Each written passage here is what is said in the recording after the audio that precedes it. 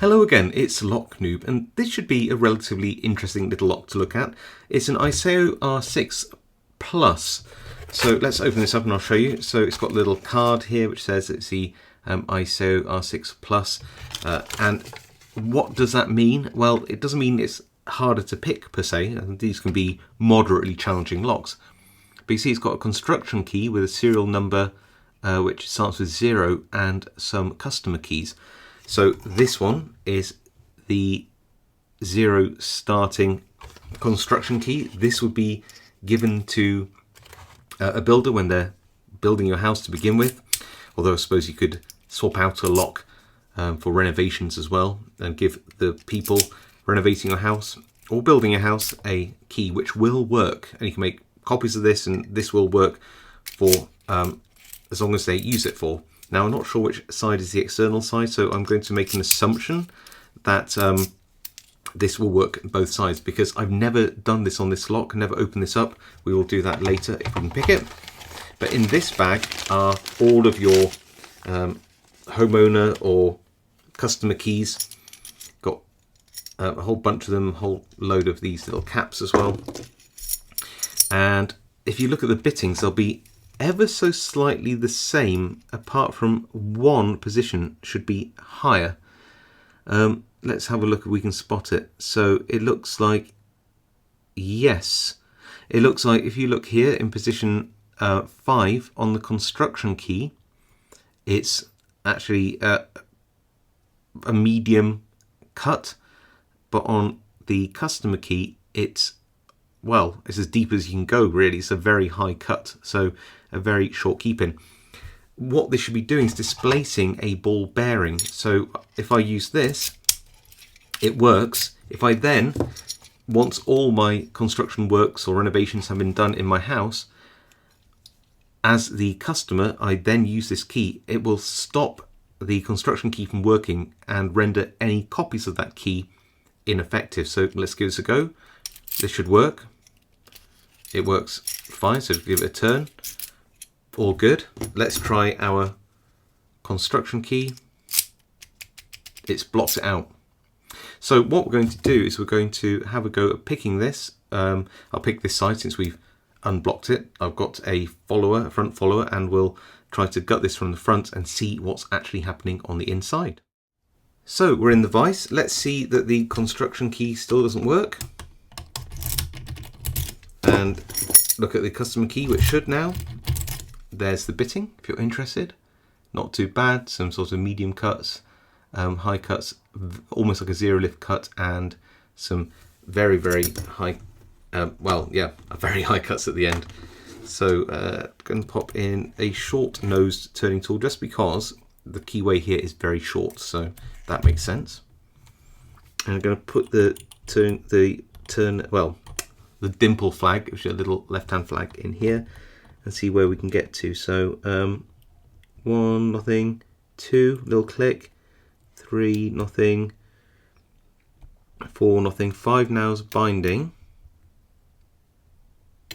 all the way around. Okay, back through, back through, back through. So tap on 1 was binding, 2 into a full set, 3 now is binding, and I think it's giving us a bit of counter rotation. So let's see if I can get on top of that and encourage it to move out of the way for us. There we go, I think we've got that. So just go back to 1, 2, 3, 4, which is there, 5 and 6 now. So 6 is going to resist me, I can tell.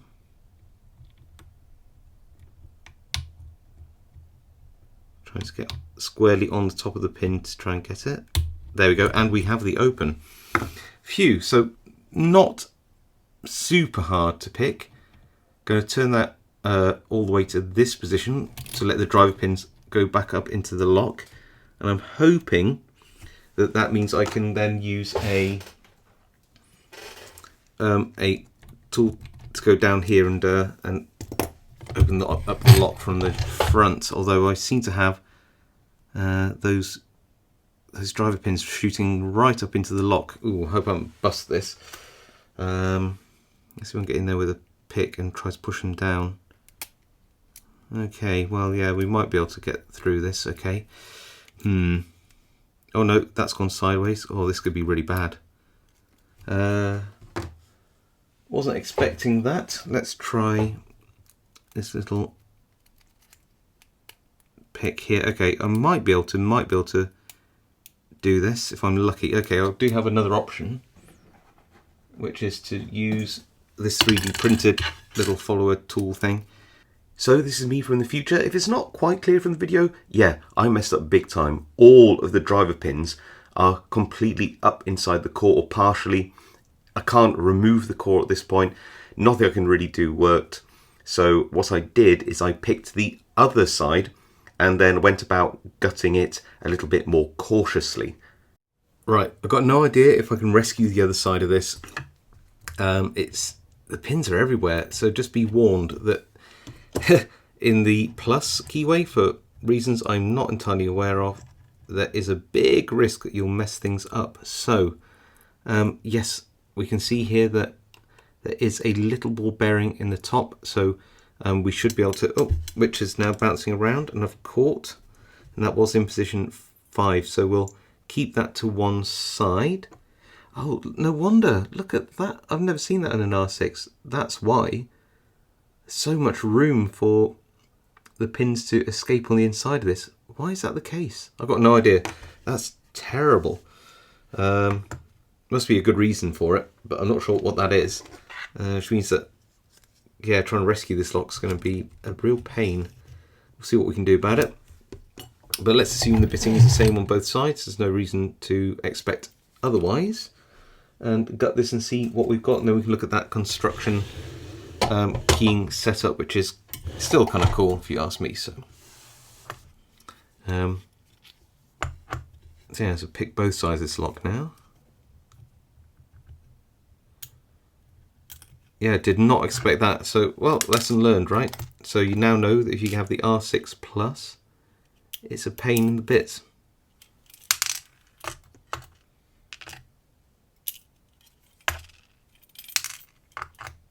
These pins in ISEOs are all reversible, so it doesn't really matter which way round they are. Just try and catch them as they come out and see where we get to. There we go. Oh. So, tip out all the springs as well. I don't know what I'm going to do about all this bit of the lock. It all seems to just be all jammed up together.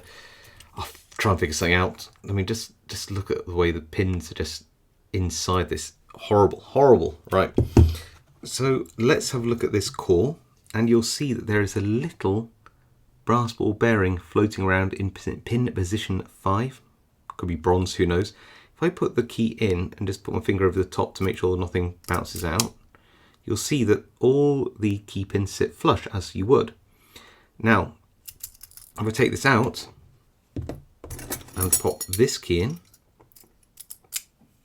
you'll see that actually it displaces this little brass ball bearing. That would then go into the Bible, and as the core turns, it'll expose these little holes, which this would then drop into. Oh, try and catch it. Where is it? There we go. Drop into, which would be that position, opposite pin 5, and that would remain there permanently unless you gutted the lock and then moved it back into that position. Oop. A little space has just attacked me there.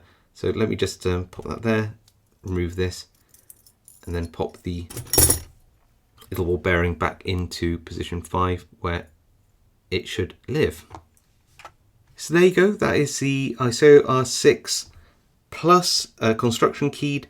Do watch out for this massive gap in the bottom of the cylinder, which I was not expecting. I don't know how I'm going to rescue this side of the lock. There'll probably be a way. I'll keep you updated on that. Of course, I forgot to show you what the driver pins look like, and I did rescue the other side of the lock, which is a miracle in itself. So yeah, just exactly what I'd expect in an ISEO R6. Mixture of spools and standard driver pins. So 2 standards, 4 spools in each side, and that's everything.